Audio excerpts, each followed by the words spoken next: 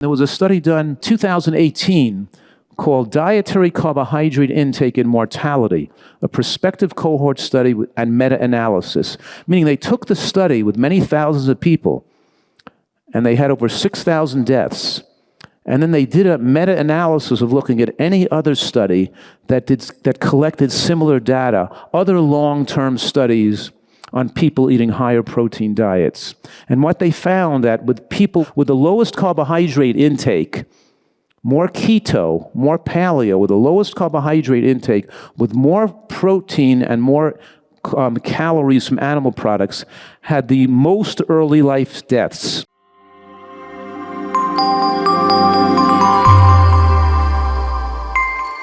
We left off talking about oil, and then I was going to move on to talking more about protein.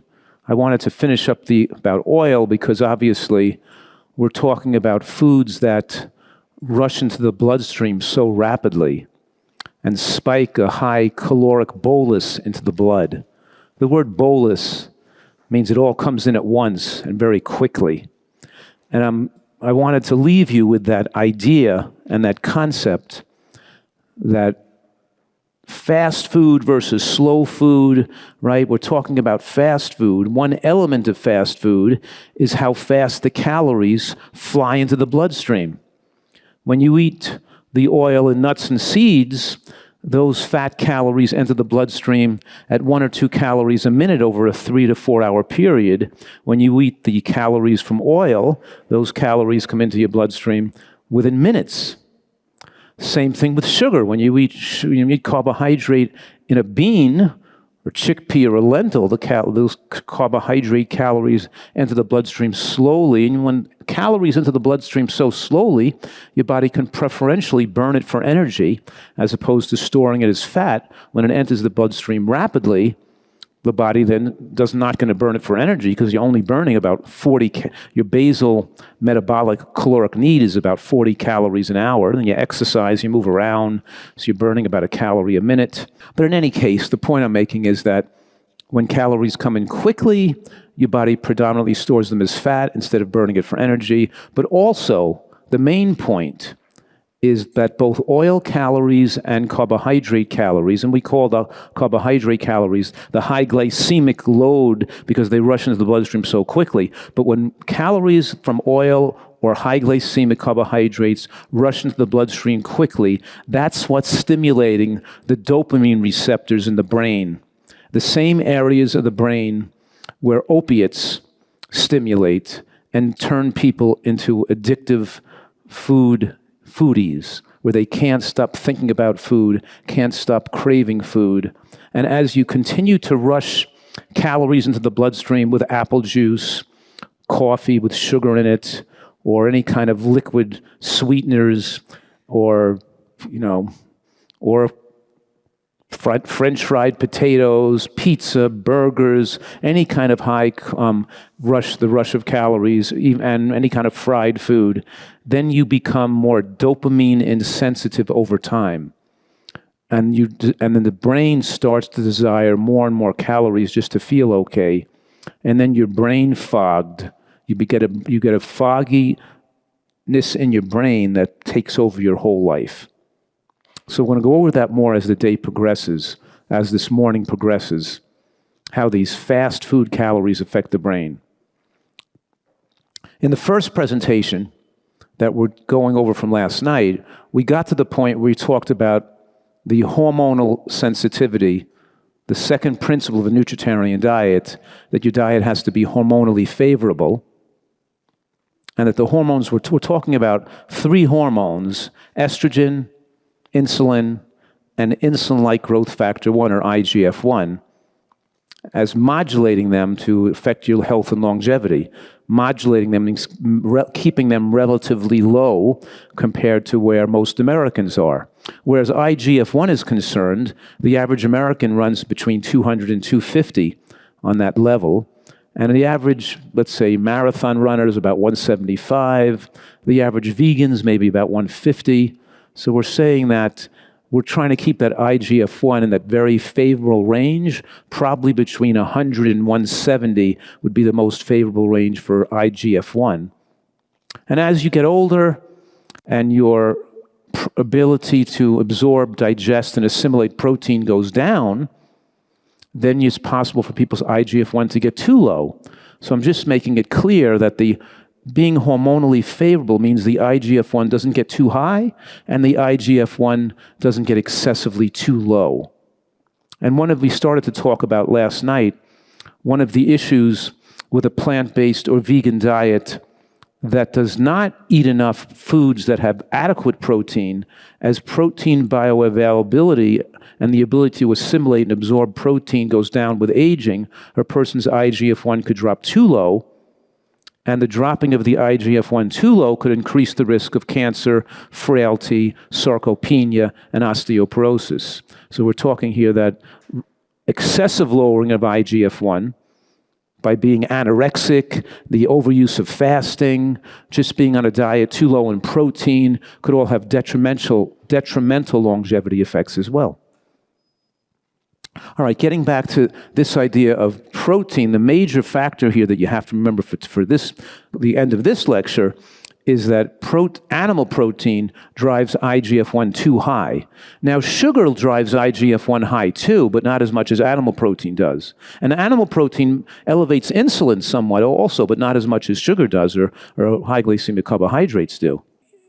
And why would you listen to what I'm telling you anyway? I mean, I've told you a lot of things, and you may hear other people tell you different things. So how do you know to say, well, why am I accepting what Dr. Fuhrman is saying as being truthful or valid versus some other person who could come up here and tell you that it's better to eat more animal protein or better to live on just potatoes or just rice? Or how do you know what to accept or what to incorporate into your own life and what to give more credibility to? You follow what I'm saying? And the answer is, and this is important to understand this concept, is because there are studies that are like controlled trials and short-term, we're looking at, and there are other studies that are epidemiologic studies, and then there are studies that are long-term trials looking at certain particular questions and following people for decades. And I'm saying that we have to see the short-term trials do not give us definitive answers. They generate a hypothesis that suggests a likelihood that something to be more proven or become more substantial if backed by a long-term trial. What I'm saying right now is that there are soft endpoints that improve in a short-term trial. Means if I'm giving you a drug like a statin drug for 6 months and it lowers your cholesterol, it lowers your triglycerides over that 6-month period, that's a soft endpoint, because it lowered your cholesterol. We think lowering your cholesterol might translate into a longer life, and we don't know for sure until we see, say, thousands of people on the statin drug for decades, and we look at a hard endpoint like death or heart attacks. Heart attacks or deaths might be a hard endpoint. It has more strength as an endpoint than just lowering your cholesterol, because maybe the statin drug increases your risk of cancer. And overall, if we're looking at a hard endpoint like overall death or lifespan length, we find that people on statin drugs, even though they had lower cholesterols, had shorter lifespans and had more cancer rates or had other cardiac arrhythmias or some other problem. So until the soft endpoint trials where you're lowering body weight, your diabetes are looking better, your cholesterol's going down, until that's corroborated with a long-term trial with many thousands of people, and we're looking at hard endpoints, it's still just a hypothesis. You follow that? So there are we're looking at criterias here, and let me repeat those 3 criterias. Number 1, larger numbers of people. The shorter endpoint studies and the soft endpoint studies may have 50 people, 100 people, 200 people in them. But that's not a study with a lot of credibility yet, unless it's confirmed with a study with many thousands of people, 10,000 people, 100,000 people that we followed for 10, 20, or better yet, 25 years, so we can watch people die and see how the intervention affected their overall lifespan. So large numbers of people, hard endpoints, and of course, lots of years of time. And it's when the short-term studies are corroborated with multiple long-term studies, looking at different hard endpoints, that we increase the credibility of the information. Are you following me now? So I could come up here as a representative of a keto diet or a paleo diet or a carnivore diet and say it's great to eat more meat because look what it does to your triglycerides and look what it does to your body weight. Your strength in the gym gets up. People look more fit. They're not getting muscular wasting, and they can show you some data, and you could say, oh, great, I should be eating a carnivore diet. That's good. But I'm showing you something different here. I'm showing you that at this point in human history, we have data on the long-term studies for people following those types of diets more than 10, 15, even 20 years. And that's what I'm presenting you, not all the studies, but I'm showing you a few studies on people, when people following diets that are higher in animal protein are followed until their death. And we do find when that happens, and there was a study done in 2018 called Dietary Carbohydrate Intake and Mortality, a prospective cohort study and meta-analysis, meaning they took the study with many thousands of people, and they had over 6,000 deaths, and then they did a meta-analysis of looking at any other study that collected similar data, other long-term studies on people eating higher protein diets. And what they found that with people with the lowest carbohydrate intake, more keto, more paleo, with the lowest carbohydrate intake, with more protein and more calories from animal products, had the most early life deaths. The shortest lived people of any group were the ones that were eating the most animal protein. And those, of course, who lived the longest had the most plant food in their diet, corroborating the other studies, including the massive Seventh-day Adventist Health Study 2, which also showed not only that people with higher amounts of plant food in the diets had the most longevity, but also corroborated the concept that higher protein plant foods like hemp seeds and soybeans and broccoli and lentils, and that these higher protein plant foods were the foods in the plant kingdom that correlated with the highest degree of longevity. And nuts and seeds. Let me say that one more time. The two most dramatic and remarkable findings over the last decade in the field of nutritional science, when these long-term studies following people for many decades looking at death and longevity came out to really corroborate and give a person a more definitive idea of what's the best thing to do nutritionally for your life, showed these two things that messed up and turned over people's thinking about human nutrition. And those two things were, one was more plant protein made people live longer. Not just more plant foods, high protein plant foods made people live longer, and high protein animal products made people live shorter. And the second, that was one thing. And the second thing was less nuts and seeds in the diet led for shorter lifespans, more heart attack rates, more cancer rates, and more nuts and seeds in the diet, which is not a low-caloric food.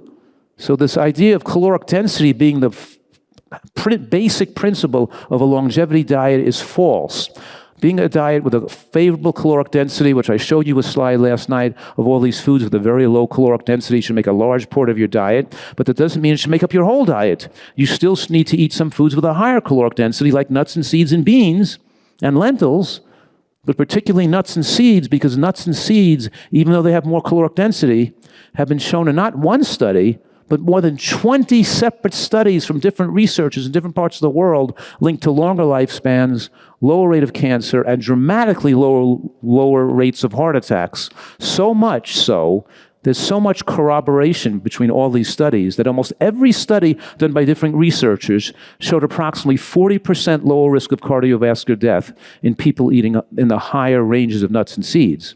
And the Seventh-day Adventist study is so critically valuable here as a corroborating study because the Seventh-day Adventist population has a diverse amount of diets among the population where some are eating a little bit of animal products, some are eating no animal products, some are vegans, some are eating a little bit of fish, so it was able to look at different populations and different cohorts among this group. Because if you look at the people on an American diet, they're all eating a huge amount of animal products and they're all eating similarly. What I'm saying is, on the Seventh-day Adventist studies, we're looking at a population that already has a relatively lower amount of animal product intake. So among that intake, you could better see what small differences made in the diet. And what that study showed, which I'm going to show you the slide on that in a minute, what that study showed that was so critical was that people in the highest quintile of nut and seed consumption, who ate the most nuts and seeds, had the longest lifespan and a 40% lower risk of cardiovascular death compared to those even on plant-based diets. It showed that in every cohort, in other words, men, women, Caucasian, Black, Asian, which in every different cohort they looked at, it still showed the same beneficial effects of utilizing nuts and seeds as a major source of calories, as opposed to putting oil on your food, let's say, or using a low-fat diet and taking all the fat out of the diet. Most of the studies across the world looking at fat show that the use of olive oil and other type oils like that are better than a low-fat diet. Taking all the fat out of the diet leads to more disease risks than even a little bit of oil that facilitates the absorption of phytochemicals and antioxidants and lowers both cardiovascular and cancer death. But when you compare oil consumption to nut and seed consumption, there's no comparison. And in the Seventh-day Adventist study, they tracked how much nuts and seeds were in each quintile. And the highest quintile, means the highest fifth of nut and seed consumption, they were consuming about over 1.4 ounces a day, averaging about 1.5 ounces a day or more. And those in the lowest quintile were a little under 0.5 ounce a day, giving us the impression that for a normal weight person, that even eating an ounce of nuts and seeds a day is not ideal. Ideal is more like 0.5 ounce with each meal, leading to 1.5 ounces a day or more. This idea that nuts are not good for you, too much fat, too many calories. But if you're going to eat them, just keep it under 1 ounce. Just keep a small amount. Well, that's not what the study showed. It showed that it's better to reduce some other calories, but not take nuts out of your diet to keep your calories down. It's better to eat about 0.5 ounce of nuts with each meal and to aim for 1.5 ounces to 2 ounces a day, because that degree of fat really maximizes or facilitates the absorption of the antioxidant and phytochemicals from the vegetables you're eating and other foods you're eating. In other words, a lot of these phytochemicals and antioxidants are absorbed better with fat in that meal. And when you're chewing that food and liquefying it, and you also have fat in the same meal, you might be absorbing those phytochemicals 20 to 50 times better than a salad that did not have any fat in it with it, or you didn't eat any walnuts or fat with that meal. So it's pretty definitive right now. These things are pretty definitive because there are so many corroborating studies that show the exact same thing. I mean, there's no conspiracy with thousands of researchers across the world showing that nuts in the diet decrease cardiovascular death by about 39 to 40% in every single study. So following a diet for heart disease patients, where you're recommending they pull out all the fat in their diet and don't eat any nuts and seeds, is not going to be the most favorable way for them to reverse heart disease and protect themselves. You're actually increasing their risk over a diet that would have included some degree of nuts and seeds in it. And I'm bringing this up here because of this idea that there's so many people trying to advocate cut the sugar out of your diet and but eat more animal products. And as long as your diet is glycemically favorable, animal products are now safe. And that's not what these studies show. And there's a lot of corroboration. And you're not accepting what I say because you like me, or you're not accepting what I say because of my credentials even, because that really doesn't matter that much. You're accepting what I say because of the amount of effort and time pulling and researching all the data and all the studies, and then putting it all together to weigh the evidence of what's available to us to look at, and having an impartial and comprehensive look, taking the time and effort to have a comprehensive look at all these questions to ascertain what's the best road to follow. So let's go back to that other slide here. A 26-year study for women with more than 100,000 people involved in the study. And it's good it had more than 100,000 people because they were following people with different dietary patterns. And they took the dietary patterns based on how much animal protein they ate and classified that on a scale of 1 to 20. In this study, it says low carbohydrate, high protein diet.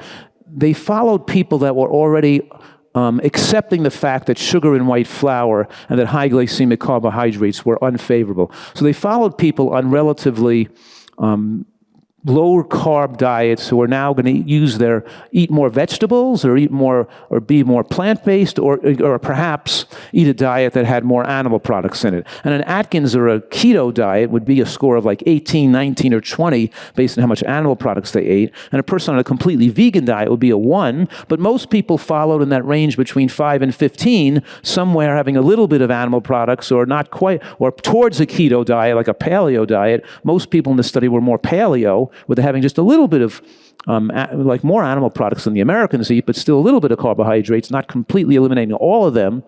But still, in spite of all that, what the study showed was that heart attack rates went up with every cohort. In other words, they divided people into 20 different cohorts based on how many animal products they had, and they found that heart attack rates went up by 2% for every number of the cohort, and every cohort from 2 to 3 to 4 to 5, registering as they ate more animal products, by step, heart attack rates went up for every increased consumption of animal products as a percent of their total dietary intake. Did you follow that?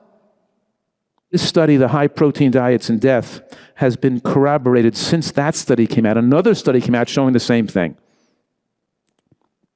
And here's another study, a long-term study looking at death on Asians in China based on cruciferous vegetables. And I wanted to make this clear that the most centenarians were occurring in people who had the most access to green vegetables, particularly green cruciferous vegetables. So those that had access and ate more cabbage and bok choy lived the longest, and there was no threshold effect. A threshold effect means, and actually green vegetables are the only food that does not show a threshold effect. Because let's say tomatoes are really good for people. They show lower rates of cancer. Both prostate and breast cancer are linked to tomato intake, but there's a threshold effect. Once you eat a certain amount of tomatoes, having a whole bowl of tomatoes versus a cup is not going to increase you further. Did you follow that as a threshold? When you're eating mushrooms, mushrooms are great for you. But once you go over a half a cup of mushrooms a day, you've maxed out on the benefits, and going up to like 2 cups of mushrooms a day isn't going to make you live longer, but not, and the same thing is true maybe with other things that fight cancer too.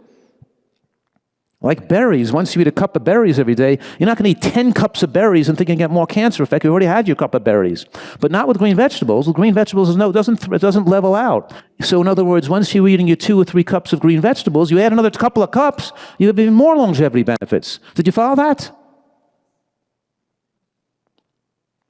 We're so much related to the other great primates, the great apes, like gorillas and chimpanzees, and all primates are dependent, live on high intake of raw green vegetables. Of course, we're seeing a lot of heart attacks in gorillas kept in captivity. It's the stupidest thing in the world to see an article written in a scientific journal that says, we better stop feeding gorillas processed foods and baked goods because we better go back to their natural diet because too many gorillas are dying young of heart attacks. What? What were you doing feeding them processed foods to begin with? Why wouldn't you feed a gorilla their natural food in the jungle? They're feeding gorillas the same processed junk they feed us guys, and you feed our dogs this kibble baked stuff coming out of ovens with grain. It's the most ridiculous thing. You have to feed people and animals foods that they would be eating if they were in the natural habitat, living in a natural world. And most of that food is unprocessed, and that's not baked carbohydrates.